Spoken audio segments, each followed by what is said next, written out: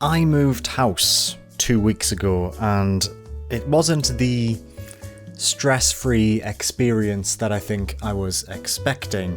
Don't let people lie to you, moving house is not worth it. Unfortunately, that means that I have not played a video game for about 2.5 weeks, if you don't count the day before the big move, where I sat in my underpants eating bran flakes and drinking beer, playing the original Doom on PlayStation 4, which I bought in what can only be described as a fugue state. Again, like I mentioned before, moving house is not a relaxing thing to do. So I didn't have a video for you last week, and I was trying to think of what I could talk about this week, because what is there even to talk about at the moment? There's nothing big that's happened over the past 2 weeks, right? I don't think I've missed anything important. Just received an email there while recording this video saying that my PlayStation 5 won't arrive on launch day, so I hope that doesn't sour the rest of this video. This is going really well already, do you think?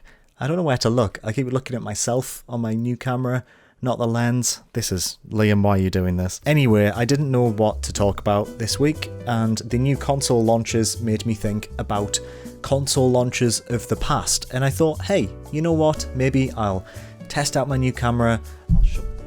To test out my new camera and my new lens. Is it a good lens? I think it is. Show off my new room.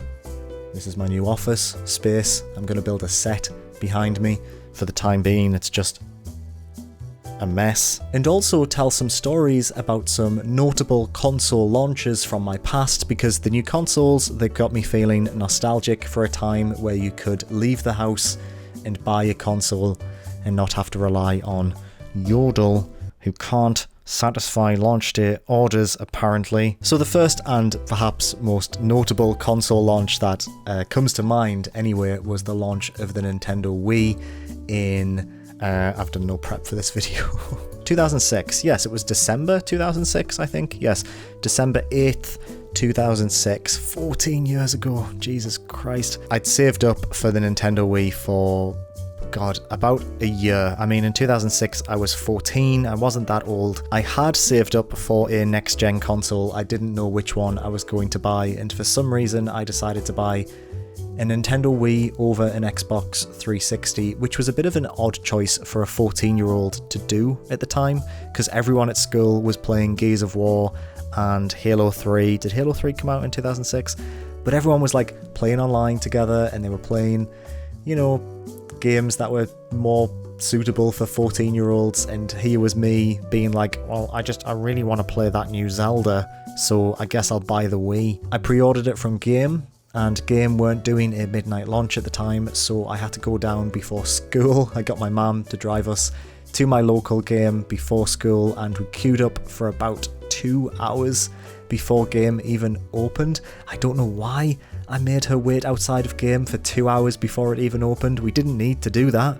There was a queue of like 4 people, and it's not like they were first come, first serve. I had a pre-order. Buying the Wii was my first and only ever in-store console launch that I attended, and even, you know, back then, there wasn't that many people in the queue, but there was a palpable sense of excitement among everyone who was waiting. You know, they were all a bunch of absolute nerds, but I was also an absolute nerd, and I was there with my mum, and we waited in the queue for, you know, 2 hours, and I remember talking to all of these people, most of them around my age, if not a little bit older, and everyone was sharing stories about what game is he gonna buy, and are you excited to finally try out this revolutionary new console? And that's the thing as well, like back in 2006, Nintendo were coming off a commercial failure with the GameCube, and now they had this really weird console that had motion controls, and, you know, it was called the Wii, not the Revolution, like it should have been called. It feels weird to say this now, because the Wii ended up being hugely successful, and arguably changing the face of gaming, not just console gaming in general, forever. But at the time, the Wii felt like an underdog straight away. The Xbox 360 had been out for a year at this point, and that was a true next-gen system. It was HD, people were playing Dead Rising and Gears of War, and these were high-definition games that looked truly incredible, like a huge leap from the original Xbox and the PlayStation 2. And the Nintendo Wii was a GameCube with a controller you could waggle, but it launched with Zelda, and that just felt really magic and incredible at the time. So they opened up the doors and me and my mum went in, and I remember I got the Nintendo Wii in that beautiful white packaging which felt very slick and stylish. I got Zelda Twilight Princess, I got Rayman Raving Rabbids, I got Wii Play because I got a second controller, and I got Red Steel, which is a video game I really need to talk about on this channel because I have a lot of feelings about Red Steel. And then we had, another hour and a half to kill before I had to go to school, and my school was really close to where I'd picked up the console, so me and my mum went to McDonald's for breakfast. I mean, as a 14-year-old, buying a brand new games console and getting a sausage and egg McMuffin for breakfast is, you may as well have died and gone to teenage heaven, right? I remember my dad and my sister ended up joining us, and then my mum drove away with the console in her boot. And I remember being like, okay, well, it needs to be somewhere safe. Which parent will be home first? My mum will be home first. My dad's taking me to school. I need to put the Wii in my mum's car to make sure that I get to play Wii Sports as quickly as possible. And then we drove to school, and I realised that I was so excited about the Nintendo Wii that I forgot my maths coursework, so we had to drive to the train station when my mum was getting the train to work to grab my maths coursework. And honestly, I think I was more excited to have another look at the Nintendo Wii than I was about, anxious about getting told off by my maths teacher, who used to be a wrestler. I don't know if he was a wrestler, but I do know that I nearly failed maths. So whether or not he did used to grapple other people in some kind of arena, all I know for definite is that he was a really shit maths teacher. He threw a full bottle of water at a kid who fell asleep at the back of his class once. Not a good teacher, thinking back about it. And then that evening, my two friends, they stayed over and we played Wii Sports all evening, and a bit of Red Steel, and I purposefully didn't play Zelda until they'd gone. And then I went up to my bedroom and I plugged the Wii into my little CRT that was sort of wall mounted. It was on a weird extendable arm. Horrible little thing. And I just played Zelda all day.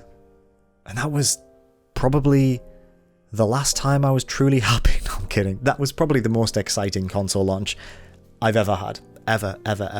It felt like a secret that only I was part of. And again, that just feels so strange, but no one cared about the Nintendo Wii in 2006. It was all about those next-gen systems. It was all about the 360, which had come out the year before, and the PlayStation 3, which came out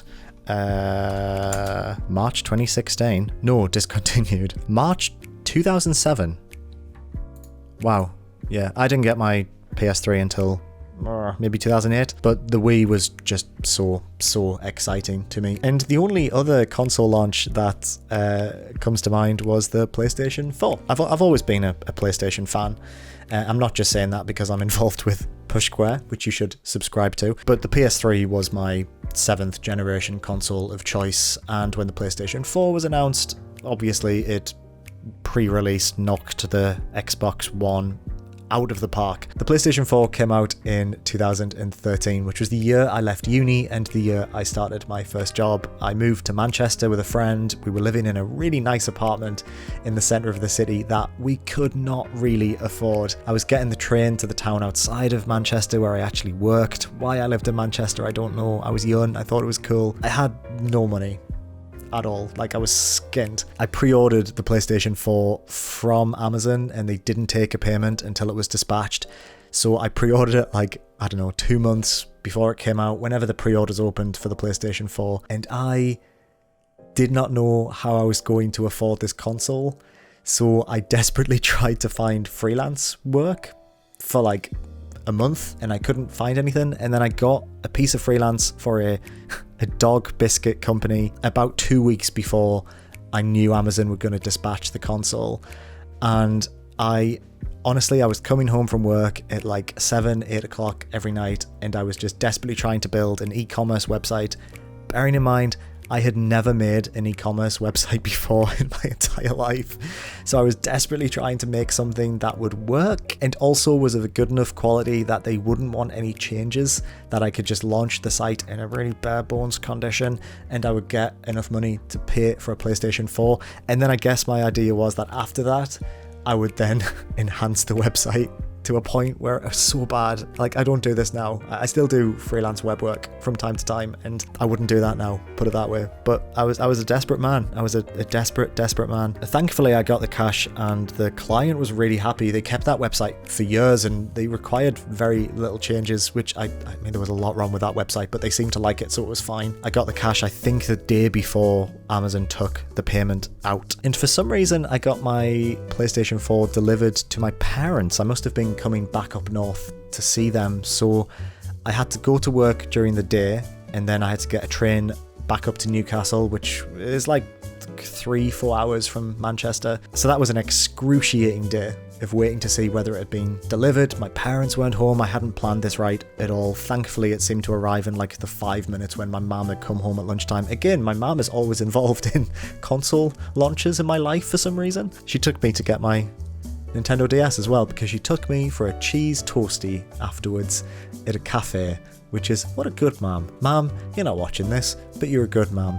Why, you're not watching this? Why am I saying that? The morning of the PlayStation 4's launch, I realised that the only games I had ordered were Killzone Shadowfall, which came included, right? Yeah, it did. There was a bundle. So I got Killzone Shadowfall, a game I've played once for half an hour and did not return to for the entire console generation. And what else? Assassin's Creed Black Flag. And on the morning of the launch, I think I'd gotten paid on the launch day and I had like a spare 50 quid. I remember when games were £50, and I was like, oh, I know what great game I should buy because it's 2013 and it's a new console generation. I'll go and buy Call of Duty Ghosts. I lived in a place called Ancoats in Manchester. If you're around there, you might know the area, but there's a big retail park that's pretty run down, and in the retail park they had a Toys R Us. So I was like, oh, well, this is my best opportunity to buy Call of Duty Ghosts in such a way that I can buy it and still get back to my parents to play it. So I got up again really early. I went to queue outside of Toys R Us and there was a lot of people. There was like easily 100 people, if you can remember what it was like to be crowded by 100 people. And they let us in and I had to wait. I don't know why I did this, but I had to wait, and you know, people were getting their consoles and people were really excited. I was taking them ages to like get the big boxes off the wall and ship them to the front and what have you. And then I get to the front and I'm like, one Call of Duty Ghosts on PlayStation 4, please. And they were like, no console? And I was like, nope.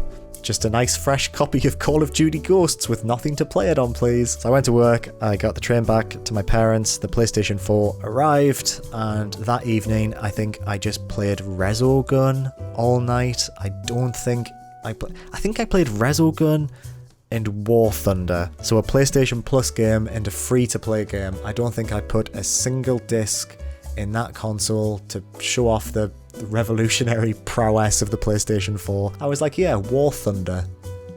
Is that still a thing?